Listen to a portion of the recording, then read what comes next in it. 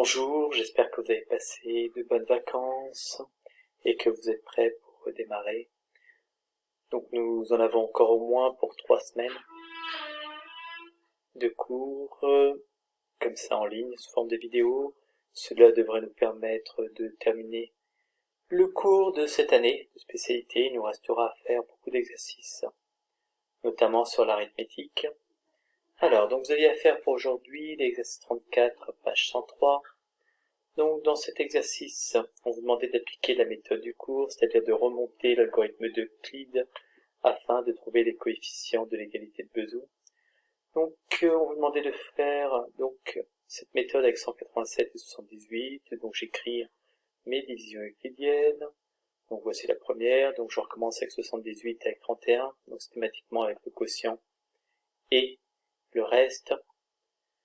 Donc, on recommence encore une fois avec 31 et 16, puis avec 16 et 15, j'arrive à un reste de 1, ce qui veut dire que le PGCD de 187 et 78 est 1. Et donc, ça veut dire que les nombres sont premiers entre eux. Alors, la méthode qu'on avait vue avant les vacances consistait à écrire les restes sous la forme d'une égalité, c'est-à-dire à inverser ces égalités. Donc, par exemple, ici, 31 est égal à 187 moins 78 fois 2, et même chose pour les autres. Alors à partir de là, on démarre de la dernière et on va remonter étape par étape pour faire disparaître le 15, puis le 16, puis le 31 et aboutir seulement avec des 187 et des 78. Donc je le fais. Donc je démarre de celle-ci. A est égal à 16 moins 15 fois 1. Je sais que 15 est égal à 31 moins 16 fois 1. Alors je ne remplace pas tout de suite le 16 parce que lorsque je vais remplacer ici le 15, il y a à nouveau un 16 qui va apparaître. Donc ça sert à rien de remplacer celui-ci et de faire le travail deux fois. Donc voilà, j'ai remplacé 15 par l'égalité qui était donnée, c'est-à-dire 31 moins 16 fois 1. Je regroupe après. Donc le 16 ici se retrouve une fois. Lorsque je développe, moins par moins ça va faire plus. Et le 16 va se retrouver encore une fois ici. Donc au final, le 16 s'est retrouvé deux fois. Et le 31, il y a juste 31 fois 1, donc une fois. Alors je continue, cette fois maintenant je peux remplacer le 16 par 78 moins 31 fois 2. Donc je le fais. Donc je vais remplacer ici 16 par 118 moins 31 fois 2. J'ai réécrit le reste de mon égalité. Donc ça correspondait au 16 fois 2 moins 31 fois 1. Et comme tout à l'heure, je regroupe donc les 78 et les 31. Donc sans faire aucun calcul. Alors les 78, si je développe, ça va me donner 78 fois 2. Donc moi je vais assez vite. Vous pouvez, si vous voulez, développer cette égalité et ne pas écrire directement celle-ci. Alors, donc 78 fois 2, le 31 maintenant.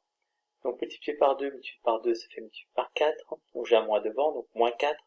Ici le 31 était multiplié par moins 1.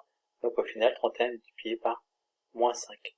Alors, ce qui est bien avec cette méthode, c'est qu'on peut vérifier au fur et à mesure que, en prenant la calculatrice, 78 fois 2 moins 31 fois 5, lorsque je fais ce calcul-là, j'obtiens bien 1. Ce qui veut dire que je ne me suis pas trompé jusqu'à maintenant. Je continue, donc cette fois le 31, je peux le remplacer par tout ça. Donc je remplace le 31 par tout ça. Et comme précédemment, je fais les calculs. Donc je regroupe les 78 entre eux et les 187 entre eux. Alors, je commence par 78. Donc ici, il y a 2 fois. Moins et moins, ça fait plus. Et ici, il y a fois 2 fois 5, donc fois 10. Donc au total, il y a 10 et 2, 12 fois. 287 est juste multiplié par 5. Et donc on arrive à cette égalité. Donc on peut vérifier à la calculatrice. 78 fois 12 moins 187 fois 5 est bien égal à 1. Voilà. Ça paraissait compliqué de trouver ces coefficients, je dirais, sans l'utilisation de cet algorithme, et donc sans le faire, ou en le cherchant à la calculatrice. Alors, je vous ai juste demandé de faire le petit A pour aujourd'hui. Voilà. Donc effectivement, x est égal à moins 5, et y est égal à 12 conviennent. Je l'ai remis dans le bon sens par rapport à ce qui était donné, puisqu'on voulait 187x plus 78y égal à 1. Oui, petite remarque. Ce qu'on obtient par cette méthode vous donne une solution. Ces solutions ne sont pas uniques. On verra avec le théorème de Gauss comment trouver toutes les solutions de ce type d'équation. Donc par exemple, il manque un S à il. Si vous essayez avec moins 83 et 199, ça doit fonctionner aussi. C'est-à-dire que 187 fois moins 83 plus 78 fois 199 doit donner également 1 comme résultat. Alors, vous n'aviez pas à faire le petit b pour aujourd'hui, donc j'aimerais bien que vous le fassiez. Donc, que vous avez bien cette vidéo et que vous vérifiez que vous savez bien encore utiliser cette méthode ou que vous regardiez à nouveau ce que j'ai fait précédemment pour pouvoir le faire tout seul. Donc, arrêtez cette vidéo et ça va vous prendre 5-10 minutes et reprenez après la vidéo pour regarder la correction de celui-ci. Donc, le principe est toujours le même, je fais les divisions euclidiennes. Donc j'ai fait la première, je recommence avec 187 et 162.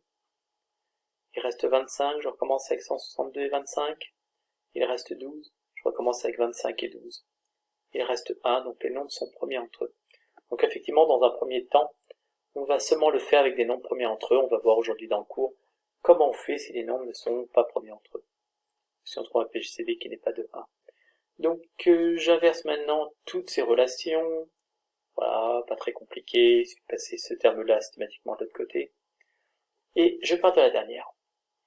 Alors, donc 1 est égal à 25 moins 12 fois 2, donc on peut vérifier que c'est vrai, 12 fois 2 donne 24, 25 moins 24 fait bien 1. Donc je prends celle d'avant. Donc je remplace le 12 par tout ça, 162 moins 25 fois 6. Donc je remplace le 12 par 162 moins 25 fois 6. Et je compte. Donc le 25 maintenant, je l'ai une fois ici, moins et moins ça fait plus, ici je l'ai fois 6, fois 2, donc fois 12, et 1 ici, donc ça fait fois 13. Donc le 25, je l'ai 13 fois. Le 162, maintenant, je vais juste multiplier par 2, donc 2 fois. Et je continue ma méthode, c'est-à-dire je remplace 25 par tout ça, et je continue. Donc j'ai remplacé 25 par 187, moins 162 fois 1, j'ai écrit le reste de mon égalité. À partir de là, je compte le 187, je l'ai ici multiplié par 13. Et le 162, là je l'ai multiplié par moins 13, ici par moins 2, donc au final par moins 15. Et il me reste une dernière étape, c'est-à-dire celle où je fais disparaître le 162, en remplaçant 162 par 723 moins 187 fois 3. Donc je l'écris. Et je finis également en comptant. Alors les 187, là je l'ai 13 fois, ici je l'ai donc plus 3 fois 15, 45, et 45 plus 13, 58, donc je l'ai 58 fois. Le 723, je l'ai 15 fois. Et donc j'obtiens une égalité, donc des nombres correspondants, donc ici moins 15 et 58 conviennent. Donc encore une fois, comme précédemment, ce n'est pas les seuls, mais ce qui compte c'est de trouver un couple qui fonctionne. Donc là par contre ça devient quasiment impossible à faire la calculatrice et d'aller chercher le moins 15 et le 58 comme solution. Voilà, ça termine cet exercice. Alors l'autre exercice était un petit peu différent, mais en fait pas tant que ça. Le but était de se ramener au même type d'équation que précédemment. Donc on voulait que n-6 sur 15 soit un entier et n-5 sur 12 est un entier. Alors le principe de cet exercice est le suivant, c'est d'éliminer en fait les n et de trouver une relation entre des a et b qui donne 1, c'est-à-dire de trouver quelque chose qui ressemble à l'égalité de Bezout. Et donc pour cela d'éliminer donc le n. Donc si vous n'aviez pas trouvé cette méthode, arrêtez les vidéos, ça vous donne l'occasion de pouvoir le refaire par vous-même. Donc le but c'est d'écrire des égalités et d'enlever, alors là le fait qu'il y ait la division en fait ça change pas grand chose, ça veut juste dire qu'on a de divisibilité et donc on peut s'en sortir. Alors, donc ça veut dire qu'on peut écrire que n-6 est égal à 15a et même chose pour l'autre, que n-5 sur 12 est égal à b, donc n-5 est égal à 12b, donc n-12b par exemple est égal à 5. Il suffit de faire maintenant la soustraction des deux. Quand je fais la soustraction des deux, les n disparaissent, et donc je trouve une égalité du type moins 15a plus 12b est égal à 1. Donc la question est de savoir, est-ce qu'il existe des nombres a et b, tels que moins 15a plus 12b est égal à 1? Si oui, dans ce cas-là, il existera bien des nombres, enfin un nombre n, tel que n-6 sur 15 soit un nombre entier, n-5 sur 12 soit également un nombre entier. Le problème ici, c'est qu'on sait que 12 et 15 ne sont pas premiers entre eux. Et d'après le théorème de Bezout, si on a une égalité qui donne 1, les nombres 15 et 12 devraient être premiers entre eux. Or ici, on sait que 15 et 12 ne sont pas premiers entre eux, puisque 3 est un diviseur commun aux deux. Et donc, ça veut dire qu'il n'existe pas de valeur de A et B entières. Donc, n-6 sur 15 et n-5 sur 12 ne peuvent pas être des nombres entiers en même temps. Voilà, ça termine cette correction des exercices. On va pouvoir reprendre le cours et passer aux propriétés du théorème de Bezout. Alors, donc la première d'entre elles est que si A et B sont deux entiers positifs, si D est le PJCD de A et B, alors ça on l'avait déjà écrit, que A était un multiple de D, donc K fois D, B était un multiple de D, donc K' fois D. Ce qu'on a ici en plus, c'est que les nombres K et K' seront dans ce cas-là premiers entre eux. Alors, on va démontrer cette égalité, ou démontrer cette propriété. Alors, donc le but est de démontrer, puisque cette partie-là, elle est forcément vraie, puisque D est un diviseur de A et B, donc le but est de démontrer que K et K' sont premiers entre eux. Et donc, pour ça, on va appeler E le PJCD de K et K' et montrer donc que E vaut 1. Alors,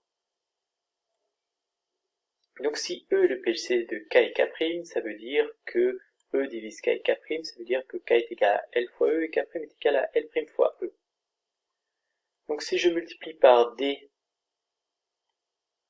des deux côtés, donc j'obtiens ici K fois D, ce qui me donne A, est égal à LED, et ici j'obtiens K' fois D, c'est-à-dire B est égal à L'ED. Mais ça voudrait dire que dans ce cas-là, ED est un diviseur commun de A et de B. Mais si c'est un diviseur commun, il est plus petit que D, puisque D était le plus grand diviseur commun. Donc ce qui veut dire que, en simplifiant par D, E est inférieur ou égal à 1, et comme E est un nombre entier, E est égal à 1. Donc K et K' sont premiers entre eux. Et enfin, une conséquence du théorème de Bezout, c'est-à-dire ce qu'il se passe si les nombres ne sont pas premiers entre eux. Donc si A et B sont deux entiers positifs et si D est le PJCD de AB, alors il existe des nombres U et V dans Z vérifiant AU plus BV est égal à D. Vous remarquerez que ce n'est plus une équivalence ici, contrairement à ce qui se passait pour le théorème de Bezout qui disait si et seulement si. Ici ce n'est pas le cas, ça veut dire qu'on peut très bien avoir une égalité de ce type-là, sans pour autant que D soit le PJCD de AB. Alors, c'est très simple, il suffit de prendre le théorème de Bezout par exemple. Si vous reprenez le théorème de Bezout qui était écrit ici, si par exemple A et B sont premiers entre eux, donc j'aurai AU plus BV est égal à 1, mais par exemple, en multipliant tout par 3, j'aurai A fois 3U plus B fois 3V qui sera égal à 3.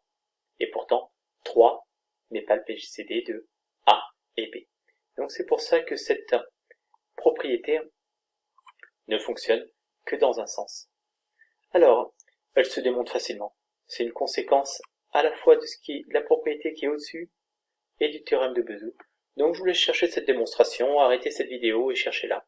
Donc c'est un mélange de cette propriété et du théorème de Bezout, donc ça ne devrait pas être trop compliqué à écrire. Alors, donc, elle s'écrit comme ça. Donc on sait qu'il existe K et K' tel que A est égal à K fois D et B est égal à K' fois D, d'après le théorème de Bezout. Étant donné que K et K' sont premiers entre eux, il existe U et V tel que KU plus K'V est égal à 1. Il ne reste plus qu'à multiplier par D, des deux côtés. Ici on va voir D fois KU, donc D fois K qui donne A, et D fois K' qui donne B. Et on arrive au résultat énoncé, c'est-à-dire à AU plus BV est égal à D, donc il existe bien les nombres U et V tels que AU plus BV donne D. Voilà, on va terminer le cours pour aujourd'hui avec cet exemple. Donc, qu'on va traiter exactement de la même façon que précédemment, c'est-à-dire je vous demande de déterminer le PJCD de 342 et 276 à l'aide de l'algorithme d'Euclide, puis de le remonter afin d'obtenir une relation de ce type-là. Voilà, donc pour jeudi, vous me ferez cet exercice que vous avez le temps de terminer maintenant, plus vous trouverez sur Pronote un autre exercice que je vous ai donné. Et donc vous ferez également pour jeudi et on corrigera ces deux exercices jeudi. Voilà, bon courage pour la suite et on se retrouve jeudi.